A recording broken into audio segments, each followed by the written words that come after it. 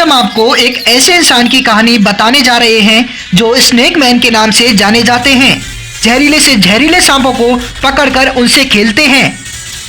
एक आम इंसान अगर सांप का नाम सुन लेता है तो उसके रोंगटे खड़े हो जाते हैं, लेकिन नदवाई के रहने वाले सुरेश सहगल सांपों के साथ खेलते ही नहीं बल्कि उनको सुरक्षित स्थानों पर छोड़कर आते हैं।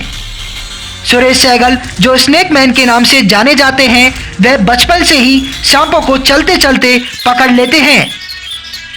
कई जहरीले सांप जिनको देखते ही रूह कांप उठती है, उनको यह चंद मिनटों में अपने हाथों में लेकर उनसे खेलने लगते हैं। कब से सांपों को पकड़ रहे हैं? मैं बचपन से ही पकड़ रहा हूँ जी। बचपन से ही जैसे लोगों को देखता था, उनको मारते थे तो मेरे दिल के अंदर ये लगता था कि नहीं जी, इनको बचाना चाहिए, मारना नहीं चाहिए। तो तब से ही मैं बचपन से इनके साथ में जुड़ा हुआ हूँ और बचपन से ही इनकी रक्षा कर रहा हूँ, बचपन से ही बचा रहा हूँ, इनको रेस्क्यू कर रहा हूँ।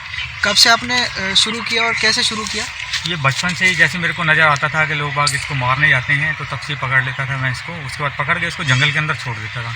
उसके बाद में क्या है कि मैंने इसकी ट्रेनिंग ली थी रणथंभौर के अंदर, सवाई माधोपुर के अंदर 5 साल इसकी ट्रेनिंग ली थी मैंने। इसकी किताबें वगैरह उसकी सारी मेरे को जानकारी देते थे वो, इसके कौन सी वैरायटी होते हैं, कौन से जहरीले सांप होते हैं, वेनमस कौन से हैं, नॉन वेनमस कौन से हैं, वो सारी की सारी जानकारियाँ बताते थे हमें। अगर काट लेता है तो कौन सा एंटी वेनम देना चाहिए इन्हें, कौन सा एंटी वेनम नहीं देना चाहिए और कितनी मात्रा में एंटी वेनम देना चाहिए इसका, और कैसे लोगों की रक्षा करनी चाहिए इससे और कैसे इनकी रक्षा करनी चाहिए लोगों से। तो सांप से कभी ऐसी हुई हो काट लिया हो या कुछ ऐसा होती है ना कि मैंने 3600 से ज़्यादा पकड़ चुका हूँ मैं सांपों को। उनमें से तकरीबन ये 2500 से ज़्यादा तो मैं जो वेनमस जो हैं सांप हैं वो पकड़ चुका हूँ।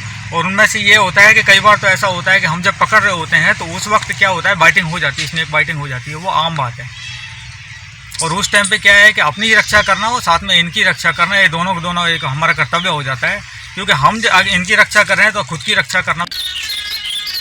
अब तक उन्होंने तकरीबन 5000 सांपों को बस्ती वाले स्थानों से पकड़कर जंगल में सुरक्षित छोड़ा है। उल्लेखनीय है कि अभी तक उन्होंने किसी भी सांप को मारा नहीं है। सांपों से बेहद स्नेह करने वाले सहगल कहते हैं कि सांप कभी भी बिना वजह मनुष्य पर आक्रमण नहीं करते।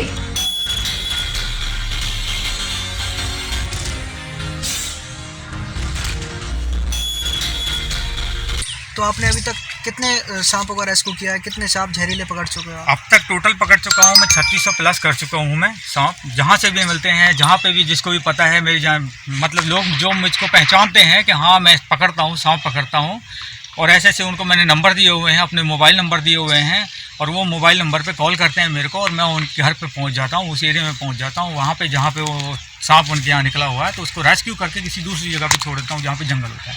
ये आपने जो अभी सांप पकड़ा हुआ है ये कौन सा सांप है? ये है रैट स्नेक, इसको कहते हैं धामन, आम भाषा में कहते हैं धामन, घोड़ा पछाड़ सांप बोलते हैं इसको। रैट स्नेक ये है शिकारी सांप जो है ज़्यादातर चूहे खाता है। चूहे क्या है कि खेतों में चतारात ज़्यादा हो जाती है और इसका खिंचाव हो जाता है उन्हीं के चक्कर में। मतलब जब शिकार इसको सामने दिखता है, मेंढक हो गए, चूहे हो गए, छोटे सांप हो गए, चिड़िया के बच्चे हो गए, अंडे हो गए, उनको। तो आप जैसे और लोगों को कैसे जानकारी दोगे कि कौन सा सांप है, कैसे पता लगाएं लोग? देखो अपने यहाँ पे जो सांप हैं वो 36 वैरायटियाँ हैं सांपों की, और 36 वैरायटियों में से सिर्फ 4 सांप ऐसे हैं जो जहरीले हैं। मैं चाहता हूं कि लोग जो 36 वैरायटी हैं उनमें से जो 32 सांप हैं, 32 सांपों की जानकारी रखें, लेकिन उससे ज़्यादा जो जानकारी रखनी है वो उन 4 सांपों की जानकारी रखें जो ज़्यादा जहरीले हैं, जिसमें से एक कोबरा है जिसका फन बन जाता है, एक है बैंडेड करेज जिसको कड़कड़ा बोलते हैं, जिसको बंद वाला सांप बोलते हैं, एक सांप है रसेल वाइपर और एक है 100 स्केल वाइपर। रसेल वाइपर जिसको चित्तल बोलते हैं और 100 स्केल वाइपर वो होता है जिसके ऊपर मछली के छिलके की तरह होता है। लेकिन जो 3 सांप हैं उनके जहर से क्या है कि इंसान मर जाता है, और जो एक सांप है उसके काटने से क्या होता है कि उस जगह पे जहाँ पर काटी हुई जगह होती है, जहाँ पे बाइटिंग होती है, उस बाइटिंग वाले प्लेस पे क्या होता है कि सूजन हो जाती है और उस जगह पे वो सूज के फिर वो फूलना चालू हो जाता है और उस जगह मवाद हो जाती है और वो धीरे धीरे अंग धीरे धीरे गलना चालू हो जाता है। सहयोगी शुभम शर्मा के साथ अभय शर्मा, एसवी न्यूज, राजस्थान।